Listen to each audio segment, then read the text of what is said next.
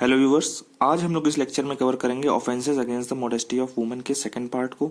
First part में हमने already section 509 of IPC को कवर कर चुका है। अब जो दूसरा पार्ट मॉडेस्टी से रिलेटेड है वो सेक्शन 354 है, जिसमें कवर होता है outraging the modesty of women, किसी भी वुमेन की मॉडेस्टी को आउटरेज करना।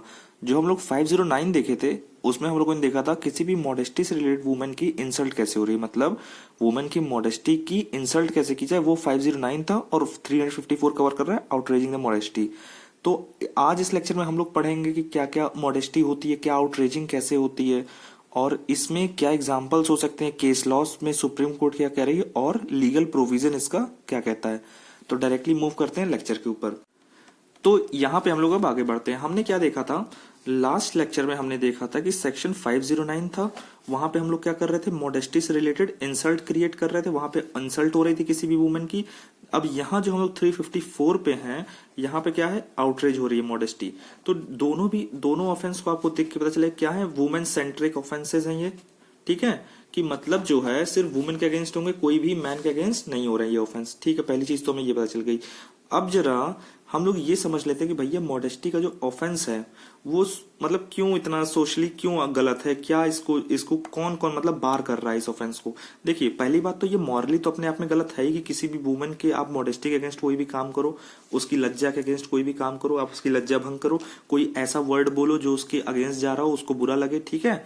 तो ये सारी चीज तो मॉरली भी गलत है ही, बट हमारा कॉन्स्टिट्यूशन भी इस चीज को बार कर रहा है। कहाँ, जब हम लोग फंडामेंटल ड्यूटीज देखते हैं, फंडामेंटल ड्यूटी में हर नागरिक को बताया गया है कि भैया आपकी क्या क्या ड्यूटी है।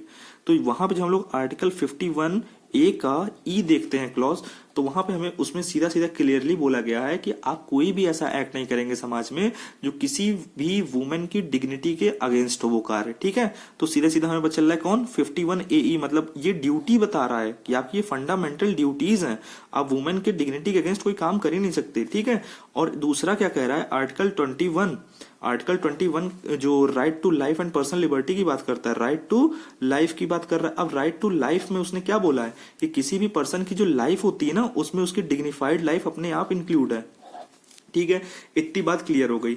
अब यहां से हमें पता चल रहा है कि हमारा जो बेस चल रहा है, जो कॉन्स्टिट्यूशनल ग्राउंड हमें जो मिल रहा है, कॉन्स्टिट्यूशनल जो फोर्स हमें मिल रहा है इन दोनों सेक्शंस के लिए, वो यहां से मिल रहा है। तो ये चीज हमें पता चल गई। अब इसके अगर हम आगे बढ़े, ठीक है, कि अब जब लीगली जब हम लोग इस कानून में जब घुस चुके हैं, जो लीगल प्रोविजन अब निकल के आ रहे हैं, इसके लिए स्पेशल प्रोविजन बना दिए, तो उनको भी हम लोग देखते हैं। पहले हम लोग जनरल मतलब जान लेते हैं किसका, मॉडेस्टी का।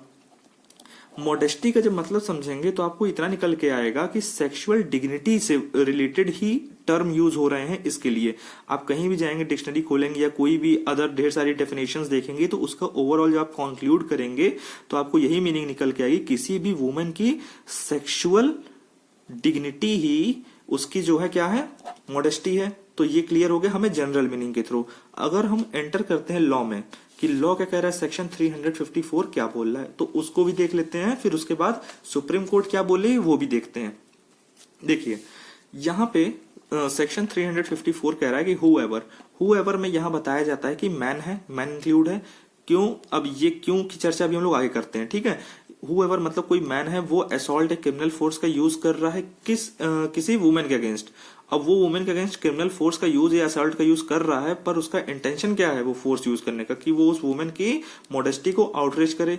और जब भैया ये ऐसा कर देंगे तो इनके लिए पनिशमेंट का प्रोविजन भी 354 में ही दिया गया है। वो पनिशमेंट उनकी हो सकती है 1 साल से 5 साल तक की, मतलब मिनिमम 1 साल तो आप जेल में रहोगे ही रहोगे, चाहे कितना भी आप जुगाड़ पानी लगा लो। आप 1 साल से कम तो इसमें सजा मिलनी ही नहीं है। तो अब आप जुगाड़ पानी ये लगाओ कि 5 साल से ज्यादा, 5 साल से कम थोड़ी हो जाए सजा, ठीक है। तो आप इतना ये लगा लो कि यहाँ 1 है तो 1.5-2 साल 3 साल जेल में रहना पड़े, ये बस कोशिश कर लो। तो यहाँ पे इतनी ज्यादा सिवियरिटी रहने वाली है सजा की। प्लस इसमें आपको फाइन भी देना पड़ेगा। आप ये नहीं कि आप पैसे से मुक्त हो, प्लस फाइन मैंडेटरी कर रहा है कि फाइन तो देना ही देना पड़ेगा। ये चीजें हो गई जो प्रोविजन में दी गई ये चीजें। अब इसके आगे हम लोग इसके टर्म्स को समझते हैं, सुप्रीम कोर्ट क्या क्या बोल रही है ये समझते हैं। अब जैसे हम लोग अब आते हैं कि केसेस पे। हमने समझा कि मॉडेस्टी की मीनिंग क्या है, हमने ये जान लिया कि ये ऑफेंस जो आउटरेजिंग द मॉडेस्टी है ये क्या बोल रहा है सेक्शन 3। अब देखते हैं सुप्रीम कोर्ट के केसेस। सुप्रीम कोर्ट का एक केस था Pandurang versus state of Maharashtra. यहाँ भी जो मॉडेस्टी टर्म को डिफाइन किया गया। डिफाइन करने के लिए उन्होंने सुप्रीम कोर्ट ने बोला कि वुमेन की मॉडेस्टी जो है, जो वुमेन की मॉडेस्टी का एसेंस है वो उसका सेक्स है, मतलब essence of women's modesty is her sex, ये लाइन यूज की गई उसमें। तो आप उसको भी जब समझेंगे तो सेक्सुअल इंस्टिंक्ट ही मीनिंग निकल के आ रही है उसकी भी। तो ये चीजें रही कि हाँ भाई यहाँ पे सुप्रीम कोर्ट भी समझा रही है। दूसरी चीज, एक और इंपॉर्टेंट केस है Aman Kumar versus state of Haryana का। वहां पे सुप्रीम कोर्ट बोलती है कि कोई भी पर्सन अगर वुमेन को खींचता है प्लस उसकी साड़ी को रिमूव करने की कोशिश करता है प्लस उसके साथ रिक्वेस्ट कर रहा है कि उस सेक्सुअल इंटरकोर्स के लिए, तो ऐसा मैटर भी अगर कोई ऐसा एक्ट कर रहा है तो वो एक्ट भी अपने आप में कहा जाएगा 354 के अंडर जो है उस पर्सन को कल्पिट बनाएगा। अब एक इंपॉर्टेंट केस है रूपक देओल बजाज वर्सेस केपीएस गिल का। ये अपने आप में भाई बहुत बड़े लोगों का केस था। अब देखिए इस मैटर में होता क्या है, जो केपीएस गिल हैं वो रहते हैं डीजीपी, ठीक है, वो रहते हैं डीजीपी, और जो रूपक देओल बजाज वो है आईएएस ऑफिसर, ठीक है। अब वो भाई वो मिलते हैं एक जगह पार्टी में मिले तो ये जो डीजीपी साहब हैं ये कहते हैं कि तुम मेरे साथ चलो। अब ये चलने से मना कर दी तो ये क्या करते हैं, बैग्स उनके जो रूपक देओल बजाज के बैग पे स्लैप करते हैं। तो फिर ये मैटर जो है 354 में चला जाता है कोर्ट में। अब कोर्ट में जब सुप्रीम कोर्ट तक ये मैटर पहुंचा तो सुप्रीम कोर्ट इस पे जो है बातें बोलती है कि भैया जो आप केपीएस गिल भाई जो आपने किया है काम, ये सिर्फ जो है किसी वुमेन की डिसरिस्पेक्ट नहीं कर रहा है, ये अपने आप में एक्ट इतना सफिशियंट है कि वो किसी भी वुमेन की डिग्निटी के अगेंस्ट भी है, ठीक है। तो यहाँ पे हमें डिसरिस्पेक्ट भी वर्ड पता चल रहा है प्लस हमें अगेंस्ट द डिग्निटी भी बोला जा रहा है। तो ये सारी चीजें भी पता हमें चल रही है। तो ये बातें बोली गई प्लस सुप्रीम कोर्ट ने ये भी बोला कि आपको इस सेक्शन के अंडर अगर किसी को ऑफेंडर बनाना है, हमें किसी भी पर्सन को अगर जो लाइबल ठहराना है तो वहां पे उस पर्सन ने कोई भी फिजिकल एक्ट हमें शो करना पड़ेगा कि हाँ उस पर्सन ने कोई फिजिकल एक्ट किया था। तो ये भी इंपॉर्टेंट हो जाता है इस चीज के लिए। दूसरी चीज जो एक और अगला इंपॉर्टेंट केस निकल के आ रहा है वो state of Punjab versus Major Singh का। ये भी अपने आप में बहुत ज्यादा इंपॉर्टेंट केस हो जाता है। बहुत क्यों? क्योंकि इसमें जो है एज से रिलेटेड बात की गई प्लस इसमें जो है वैलिडिटी भी चैलेंज हुई आर्टिकल 14 और 15 के ग्राउंड पे कि ये इन दोनों आर्टिकल का वायलेशन है, वायलेट करता है इन दोनों आर्टिकल को। तो यहाँ पे सुप्रीम कोर्ट बोलती है कि नहीं भैया आराम से, ये 14 और 15 का जो है वायलेशन किसी भी तरह से नहीं कर रही है। अब 14 15 क्या होते हैं? राइट टू इक्वालिटी, ठीक है। तो पहली चीज तो ये क्लियर हो गई कि ये इस आर्टिकल का, इन दोनों आर्टिकल का नहीं वायलेशन कर रही, ये चीज सुप्रीम कोर्ट ने बोल दिया। अब आगे बढ़िए, वहां पे मैटर उठा एज का। अब एज का मैटर समझने के लिए इस केस के फैक्ट देखिए। फैक्ट में होता यह है कि इस केस में एक बच्ची रहती है 7.5 महीने की, ठीक है। उसके वेजाइना को इंजर कर दिया जाता है एक मैन द्वारा, ठीक। अब वो इंजर जब कर देता है तो मैटर चला गया कोर्ट में। अब ये बोलते हैं कि ये तो 7.5 महीने की बच्ची थी, जब उसको खुद अपनी मॉडेस्टी के बारे में कोई समझने की या सोचने की शक्ति नहीं है, उसे क्या पता कि उसकी मॉडेस्टी क्या है, वो तो अभी इतनी छोटी है। तो कहां से मैंने उसकी मॉडेस्टी जो वो उसकी मॉडेस्टी को इंजर किया या वॉयलेट किया? क्योंकि जब उसके अंदर खुद सोचने की, उसके अंदर सेंस करने की, उसके अंदर परसीव करने की खुद भी तो क्षमता होनी चाहिए। तो ये सारी इनकी तरफ से, जो ऑफेंडर तरफ से ये सारी बातें रखी गई। तो सुप्रीम कोर्ट ने बोला सीधा सीधा कि भैया नहीं, बच्ची चाहे 1 साल की हो चाहे 80 साल की हो, ठीक है। मतलब वुमेन ही है, चाहे 1 साल की हो, चाहे अभी पैदा हुई हो, चाहे बुढ़ी हो एकदम 80 साल की, 90 साल की, कोई भी एज हो, ठीक है। तो आप अगर कोई भी एक्ट ऐसा करते हैं किसी के साथ भी तो आप लाइबल होंगे 354 में। अब इसमें जो दूसरी चीज बताई गई वो क्या है? इसमें सुप्रीम कोर्ट बोल रही है, इसमें सुप्रीम कोर्ट बोलती है कि अगर कोई लड़की है वो जिस दिन पैदा होती है, जिस भी दिन वो पैदा हुई, वो अपनी मॉडेस्टी को उसी दिन साथ में लेके पैदा होती है। ऐसा नहीं कि वो बड़ी हो जाएगी, मेजर हो जाएगी, 18 प्लस हो जाएगी, तब उसके अंदर समझ आएगी, तब वो समझे कि उसकी मॉडेस्टी क्या है। सुप्रीम कोर्ट ने सीधा इस चीजों को डिनाई किया और कहा कि आप जिस ख्वाब में हो वो आप अपने ख्वाब अपने अंदर रखो, जो हम समझा रहे वो समझिए। कोई भी वुमेन है वो भैया अपने पैदाइश होने के टाइम से, मतलब पैदा होने के टाइम से मॉडेस्टी को लेके पैदा हो रही, इतना चीज सुप्रीम कोर्ट ने बोला। प्लस और भी चीजें इसमें बोली कि ऐसा अगर आप कह रहे हो कि सोचने समझने की उसको जरूरत है, तो ऐसे तो आप किसी भी पागल लड़के के साथ भी कर सकते हो। वो मान लीजिए 18 प्लस हो चाहे 30 साल की प्लस हो, वो कोई पागल लड़की है रोड पे घूम रही है, उसे कुछ अपने बारे में समझ ही नहीं है, तो आप जाते हो उसके साथ यही एक्ट करोगे, तब तो आप ये भी कहोगे कि इसको भी सोचने समझने की शक्ति नहीं थी। तो इन चीजों को जो है कोर्ट ने बोला, ठीक। अब ये होता क्या, तो इसीलिए अनसाउंड माइंड को भी इस केस में इंक्लूड किया गया कि आप अगर किसी भी अनसाउंड माइंड, मतलब ऐसी वुमेन जिसको कुछ भी समझने सोचने की शक्ति नहीं है, अपने आसपास की चीजों को समझ नहीं, बातों को समझ नहीं पा रही है, तो ये उस तरह के पर्सन होते हैं अनसाउंड माइंड। ठीक, या कोई सोती हुई, कोई स्लीपिंग वुमेन है, ठीक है, उसके साथ भी अगर आप ऐसा करते हैं। तीसरी चीज, कोई भी किसी भी एज की, तो उसके साथ भी अगर आप ऐसा करते हैं तो आप जाएंगे भैया 354 में जेल। दूसरी चीज, अब इसमें और भी चीजें बोली, इसमें दूसरी चीज ये बोल रहा है, इसमें सुप्रीम कोर्ट ने ये समझाया कि कोई भी टच जो है, ये चीज समझाते हुए उन्होंने बताया कि कोई भी टच अपने आप में हर टाइम नहीं हो जाएगा कि आप 354 में सारे मैटर को ले जाके पहुंचा दीजिए।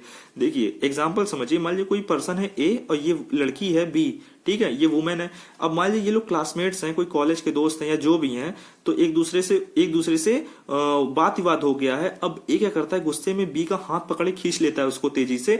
तो वहां पे ये नहीं होगा कि बी जाके तुरंत इनको जो है 354 में जो है कल्पित ठहरा दे, ठीक है। तो होगा ये, यहाँ पे सुप्रीम कोर्ट यही समझाएगा, हर टच जो है अपने आप में 354 में किसी पर्सन को लायबल नहीं बनाता।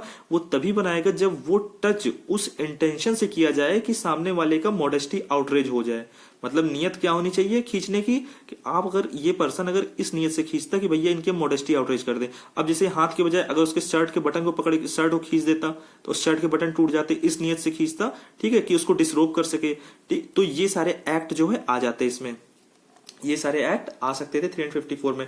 अब समझिए कि जरा स्टेट ऑफ पंजाब जो वर्सेस मेजर सिंह वाला केस था वो कब का है, वो 1967 का मामला है, ठीक है, 1967 का मामला है। 1967 में हमारे यहाँ ये जो रेप का जो लॉ था वो कुछ अलग था, बट जब 2013 वाला जो अमेंडमेंट आया है, 2013 वाला जो अमेंडमेंट आया है, वहां चीजें बदल गई, रेप की डेफिनेशन बहुत वाइडर कर दी गई। और ये अगर मैटर जो 1967 का जो केस है इनका मेजर सिंह का, वो अगर आज किए होते, आज अगर उस बच्ची की अगर वेजाइना को अगर वो आज इंजर करते, तो वो आज जो है 354 में नहीं बल्कि जाते किसमें, रेप के केस में सीधा। तो ये चीजें चेंज हुई। रेप का टॉपिक हम अलग से लाएंगे तो उसमें हम लोग आगे की चीजों को कवर करेंगे। तो जो ओवरऑल चीजें निकल के आ रही थी वो इतनी ही थी। अब जैसे देखिए, अब लेटेस्ट एकदम जो मामला है वो नया नया एकदम चेंज हो गई, कुछ चीजें बदल के आई हैं इस सेक्शन में उठी हैं। अभी कोई बदलाव नहीं हुआ है मगर कोर्ट की तरफ से ऐसी चीजें देखने में आ रही हैं। जैसे मुंबई कोर्ट का एक मैटर है, अभी 1-2 दिन पुराना, आपको बार एंड बेंच पे मिल जाएगा उसकी साइट पे, और केस का नाम है कि स्टेट ऑफ महाराष्ट्र वर्सेस रोवीना का मैटर है। इसमें हुआ ये था कि जो वकील साहब ने बातें बोली हैं वो बड़ी अच्छी अच्छी बोली। उन्होंने जज के सामने, जो मेट्रोपॉलिटन मजिस्ट्रेट थे उनके सामने बातें रखी कि सर ये जो सेक्शन है 354 का, ये सिर्फ यहाँ पे जरूरी नहीं कि सिर्फ मैन ही आए, यहाँ पे वुमेन भी आ सकती है। उन्होंने सबसे पहली बात ये रखी और इसके रीजन दिए। उन्होंने कहा कि जो हम लोग पढ़ रहे हैं सेक्शन 354, वो अपने आप में पार्ट किसका है, क्रिमिनल फोर्स का और असॉल्ट वाले चैप्टर का, असॉल्ट वाले पार्ट का हिस्सा है, उस पार्ट में कवर होता है वो सेक्शन। तो अपने आप में जो ये जो ऑफेंस हो रहा है, जो असॉल्ट हो रहा है वुमेन पे, ये कोई भी सेक्सुअल एक्ट तो है नहीं अपने आप में। तो ये तो सेक्सुअल एक्ट में सिर्फ किसी भी मैन को हम कल्पित ठहराते हैं, क्योंकि ये जो ऑफेंस है ये अपने आप में कोई सेक्सुअल एक्ट है नहीं। प्लस ये जो है क्रिमिनल फोर्स और असॉल्ट वाले मैटर में जो है इंक्लूड है। तो असॉल्ट और क्रिमिनल फोर्स तो कोई वुमेन भी कर सकती है, कोई वुमेन भी तो इस इंटेंशन से किसी भी पर्सन, किसी वुमेन की मॉडेस्टी आउटरीच कर सकती है। तो उन्होंने यही चीज समझाते हुए बोला। प्लस उन्होंने साथ में तर्क दिया सेक्शन 8 वाला आईपीसी का। उन्होंने बोला कि जब आप इसको देखिए प्लस साथ में सेक्शन 8 देखिए आईपीसी का, वो क्या कहता है कि जो प्रोनाउन यहाँ पे यूज हो जाए, ही, अगर कहीं भी ही लिखा मिल जाए, ही शो हो रहा है, ही का मतलब क्या, कोई भी मेल को रिप्रेजेंट कर रहा है ये। तो मेल का मतलब ये नहीं, हर मेल का मतलब सिर्फ मेल ही नहीं होगा। मेल का मतलब यहाँ फीमेल अपने आप उसको समझा जाएगा कि अगर ही लिखा है तो उसमें शी को इंक्लूड समझा जाएगा। सेक्शन 8 ये बात बोल रहा है। तो ये चीजें निकल के आ रही हैं कोर्ट में। तो और मेट्रोपॉलिटन मजिस्ट्रेट ने इन चीजों को, जो इन्होंने ये सारे तर्क रखे, इनको जो है माना भी और एक्सेप्ट की इनकी बात, और कहा कि हाँ इस सेक्शन में मैन प्लस वुमेन दोनों आ रहा है। तो ये सारी बातें निकल के आ रही हैं। अब ओवरऑल जो चीजें कवर हुई हैं, जो जितनी भी हम लोगों ने देखा चीजें, तो वो इतनी रहेंगी इस सेक्शन में। बस बच क्या रहा है कि 509 से हम इसको थोड़ा कंपेयर करा के देखते हैं। जब हम लोग 509 की बात करते हैं, 509 में हम लोगों ने क्या देखा था, इंसल्ट देखी थी, वहां पे सजा भी। और जब 354 देख रहे हैं तो वहां क्या हम लोग देख रहे हैं, आउटरेजिंग देख रहे हैं। यहाँ पे क्या था, यहाँ पे बस कोई पर्सन था, आके उल्टा सीधा बोल दिया, कोई कमेंट कर दिया, किसी ने किसी को चाहते थे आइटम बोल दिया, किसी को कुछ ऐसा बोल दिया जहां पे उसकी मॉडेस्टी को इंसल्ट हो गया, ठीक है, तो कोई ऐसा एक्ट हो रहा था। बट यहाँ पे क्या है, यहाँ पे वो फिजिकल एक्ट होना जरूरी है, कोई फिजिकल टच होगा वुमेन से, तब कोई एक्ट माना जाएगा, यहाँ पे ऑफेंस की कैटेगरी में आएगा। दूसरी चीज, यहाँ पे जो पनिशमेंट है वो भी थोड़ी हाइयर है, थोड़ी सीवियर पनिशमेंट है, यहाँ पे क्या है, थोड़ी कम पनिशमेंट है। तो ये सारे डिफरेंसेस यहाँ निकल के आ रहे हैं। और जो ओवरऑल लेक्चर रहेगा इस टॉपिक पे मॉडेस्टी से रिलेटेड इतना ही रहेगा। अगर कोई चेंजेस होते हैं तो मैं उसको जरूर आगे वाले लेक्चर में लाऊंगा और कवर करूंगा। आज के लेक्चर में सिर्फ इतनी चीजें रहेंगी।